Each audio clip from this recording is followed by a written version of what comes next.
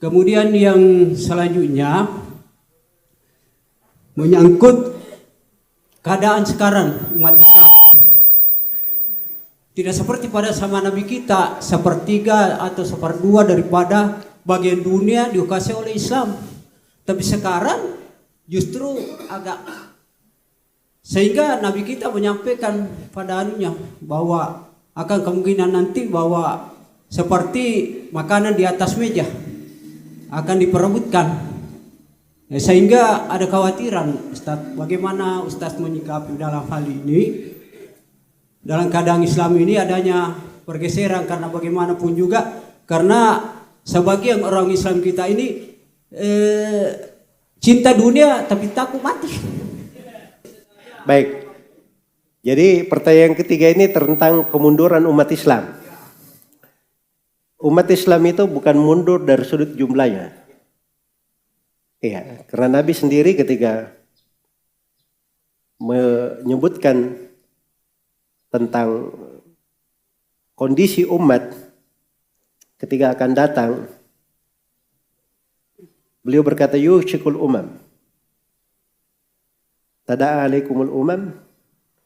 Yushiku, mereka umat-umat itu saling memperebutkan kalian.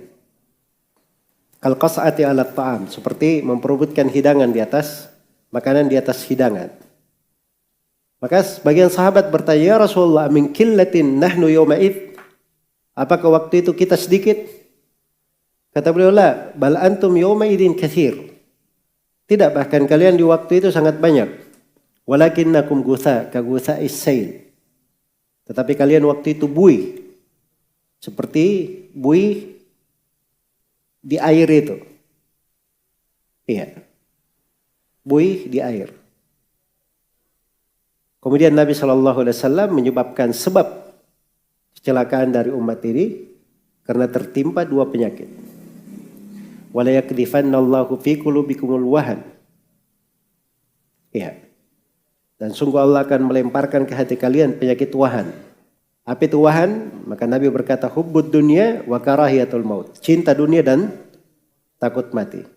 Nah, itu hadits Thauban di Musnad Imam Ahmad. Nah, haditsnya sahih. Jadi umat itu bukan sedikit, banyak mereka. Cuma yang menjadi masalah tidak ada kualitasnya. Kuantitas tapi kualitasnya sedikit.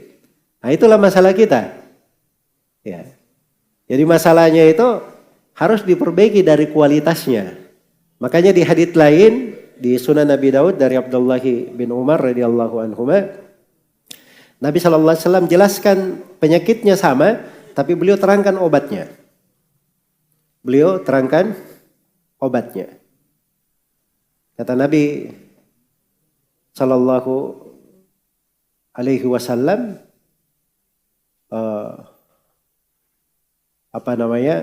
ketika menerangkan penyakitnya, cinta dunia, kemudian sibuk dengan peternakan, pertanian, kemudian mereka jual beli dengan cara jual beli ina, idza tabayatum bil ina wa akhadtum adnabal baqar wa radaitum bizar wa taraktumul jihad. Itu 4. Jual beli dengan cara ina, kemudian cara ina ini dunia ya. Kalian sibuk dengan pertanian, mengambil ekor-ekor kerbau, maksudnya sibuk dengan beternak. Ini semuanya hubud dunia 3 ini. Wa taraktumul jihad. Kalian tinggalkan jihad. Ini takut mati. Jadi 4 penyakit sama sebenarnya maknanya. Cinta dunia, takut mati. Iya. Cinta dunia, takut mati. Maka Nabi SAW bersabda, kalau kalian seperti itu, sallatallahu alaikum dullan. Allah akan timpakan kepada kalian sebuah kehinaan. La yanzi'uhu hatta tarji'u ila dinikum.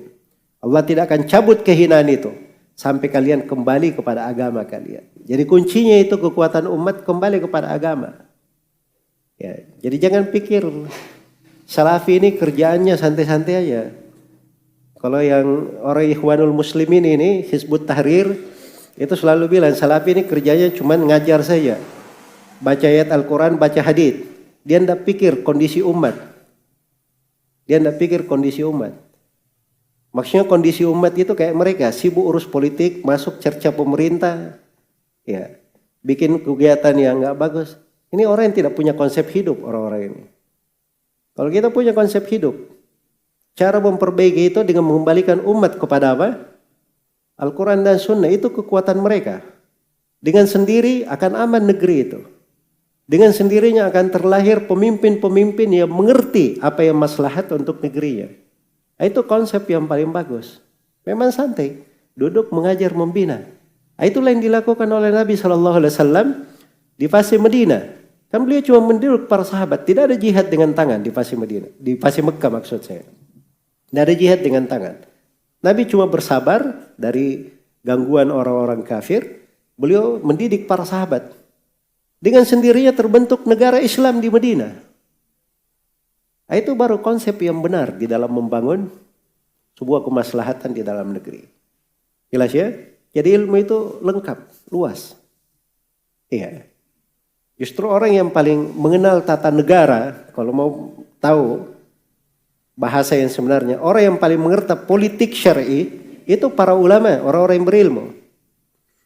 Sebab mereka sangat paham itu. Mengerti tata negara, tahu cara berpolitik yang benar. Iya, bukan politik yang di mana sekarang ya. Itu hal-hal yang seperti itu memang kita tidak pernah masuk di situ. Tapi kalau politik syar'i dalam artian membangun tata negara, membangun kehidupan masyarakat menjadi bagus, itu memang kerjaannya orang yang berilmu. Mereka yang paling tahu di situ. Dipelajari, ada di buku fikih. Iya, dengan berbagai bentuk dan pembahasannya. Malah ada banyak dari pembahasan-pembahasan di politik syar'i, orang yang berpolitik di masa ini tidak pernah dia tahu itu, tidak pernah dia sangka ada ilmu seperti itu. Karena itu solusi yang paling indahnya adalah seorang kembali dia pelajari dari agamanya, wallahu taala alam.